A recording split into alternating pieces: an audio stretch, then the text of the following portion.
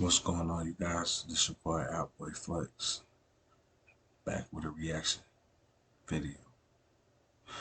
What's going on, Flex Gang?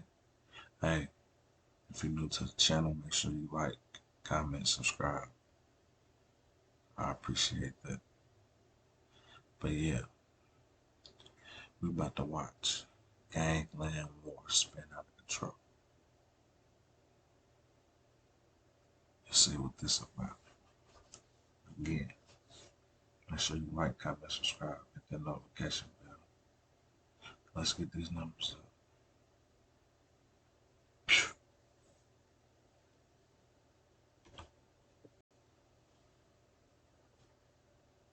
The Australian government for quite some time now has tried everything within its powers to try to put an end to the ongoing bikie gang war, which has left many gang members dead, and those who aren't dead are in jail or fighting for their dear lives. But even with the best efforts of the authorities, the fight against these gangs hasn't been helped by the rumored alliances between some of these gangs. Just how tough is this gangland war that is causing lots of pain? This video will surely tell you about this crazy ongoing Aussie gangland war. The introduction of several task forces like Operation Ebris, Operation Hawk, and even Strike Force Raptor has yielded positive results with several gang members already locked up. The gang war, however, reached a new high following the attack on one man, which has left authorities on high alert. So who is this dude and why is there tension in the air? Check this. You're looking at the corridor of Crown's Amare restaurant and about to witness how one bikie boss conducts a meeting in the toilets. Tarek Zahed is having a heated conversation in the right-hand corner with Muhammad Ayuli, pointing and leaning in before allegedly slapping him and swinging a punch. An associate in a black cap then ushers Ayuli into the toilets and shuts the door. Cameras don't capture what happens for the next 2 minutes. He's surely a tough guy, well built, not one to be messed with, and also commands respect. But maybe that was then. The recent attack on 41-year-old Tariq Zahed, a Comanchero sergeant in arms, and his brother Omar, has got so many people worried right now. Not only because of how the brazen attack took place, but also because of a possible revenge attack. Tariq, who was said to be eyeing the Comanchero presidential seat before the incident, was attacked by unknown gunmen and was left in critical condition after being shot multiple times in the head, torso, arms, and legs. Reports also claim that he actually caught a bullet in the eye, which might leave him permanently blind. His brother Omar, however, did not make it out alive as he was pronounced dead on the scene. The shooting was linked to the ongoing gang war that seems to have engulfed the Australian city of Sydney. However, there are some who doubt that the attack on the high-profile Comanchero member was carried out by a rival gang. They believed it might have been an insider's job. The state's Crime Command Assistant Commissioner, Michael Fitzgerald, while initially reacting to the shooting back in May, said that the police had warned Tariq and his brother to leave the state, but they ignored advice. In his words, their lives have been at risk because one of them is a senior member of the Comanchero motorcycle group, which is Australia's largest criminal organization. Why then did Tariq and his brother ignore police warnings? Could they have done that because they felt no one from the rival gang dared try to pull a hit on them? If that was the thinking, then maybe they underestimated their rivals. But what if they never saw the attack coming, like from someone who knows them and knows how they roll? Nothing's impossible though. Doesn't that bring us to the rumor about whether it was an inside job? Who says the attack couldn't have been carried out by someone also eyeing that Comanchero top seat? I actually did raise that point in the first video I did on the ongoing war.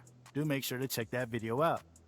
Immediately after the incident, a commander detective superintendent, Danny Doherty, even mentioned the possibility of the attack being motivated by a bikie internal power struggle. He said, with all these shootings and people being killed, there are opportunities for people to try to take their places. There's a real power struggle within different criminal networks, and that could be one of the lines of inquiry we have to look at. His statement only points to the fact that the gangland bikie war is playing out on two fronts: the task force from the government and the possible internal struggle for power. Following the attack on the Comanchero sergeant in arms, as well as information getting out there, one will surely know that the perpetrators of the attack wanted him dead, no cap. The possibility of him losing his sight is quite high. Reports of his legs being shredded by several bullets have also been made with doubts whether he'll be able to use his legs again if they aren't amputated. Wow, but the truth is, being a senior figure in the Comanchero, the attack on Tariq might not even come as a surprise to many. He's currently recovering at the hospital and was really fortunate to be alive. Information attributed to an emergency physician at the Sydney hospital disclosed that he had suffered at least 10 bullet wounds, with one being a direct shot to the eye. The physician also explained that the damage caused by the bullets depends on the angle he was shot from and the weapons used. To have been shot so many times and still make it out alive is very incredible. More like a cat with 9 lives. But though he might have survived, it might not be easy for the Comanchero boss going forward. Tariq's brother, Omar, however, had been buried following his murder, with the funeral attended by several mourners who came together to lay him to rest. Tariq couldn't attend his brother's funeral, as he's still fighting his own battles. However, he isn't the only family member who couldn't attend. More of that later. The funeral of Omar was heavily monitored by the police, with concerns on the part of the public as well as the police. There were concerns about shootings amidst the escalating tension between the warring gangs. Police were also very proactive about the whole situation, which is a reasonable thing to do. They set up roadblocks, while there were quite a high number of riot squad and highway patrols around the funeral location. Like I said earlier, Tariq wasn't the only family member who couldn't attend Omar's funeral. Their other brother, Abdul, who's been in jail, was refused bail by the authorities after police were able to argue that he had been planning a revenge attack from jail. With that, I think one thing was clear to the police, and that's the fact that there will be retaliatory attacks. Will it be now or in the future? No one knows, but I think the police will only try to make sure they stop that before it happens.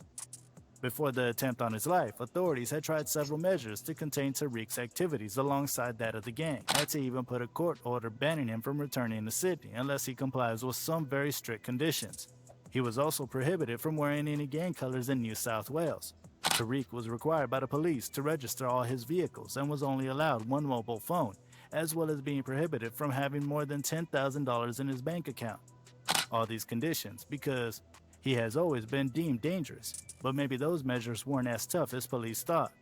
All that also never stopped him from running the gang show, even when authorities seem to have been watching him. The attack on the Comanchero member has been linked to an attack that had happened early 2009, which also involved the same group. It was back in March 2009 when, coincidentally, 5 members of the Comanchero were on board the same flight to Sydney, alongside the president of a rival gang, the Hells Angels.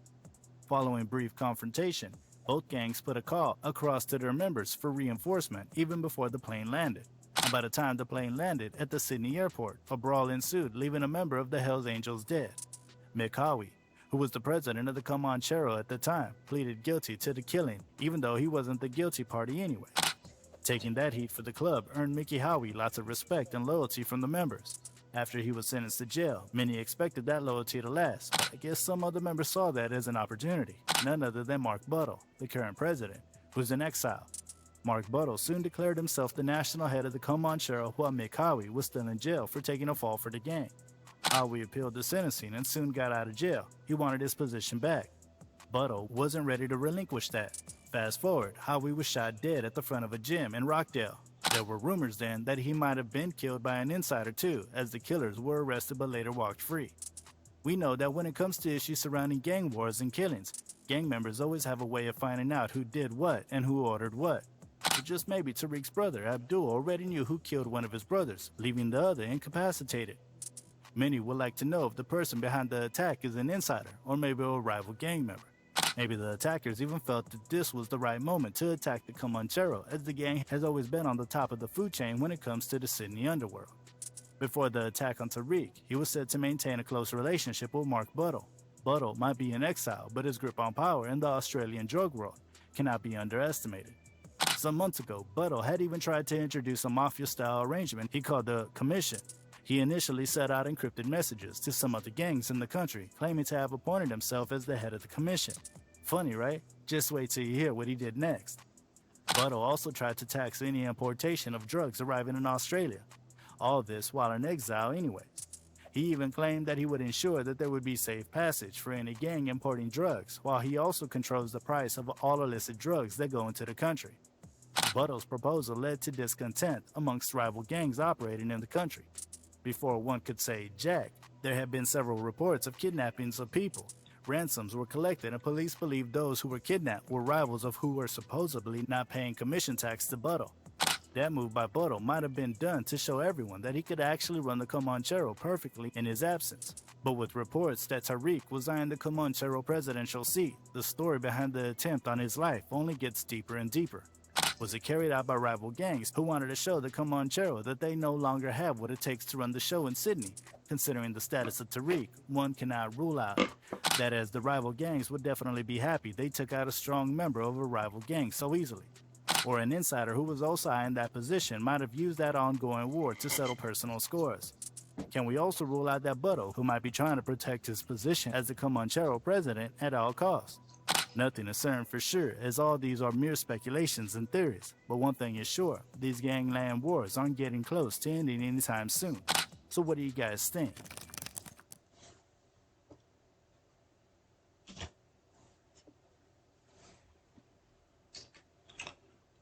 What's going on, you guys? So let me know what you think down in this video. Give me your thoughts on it. That's your boy Outboy Flex. Checking out this video. Make sure you like, comment, subscribe, man. Hit the notification bell. Let's get these numbers up. Alright. Peace.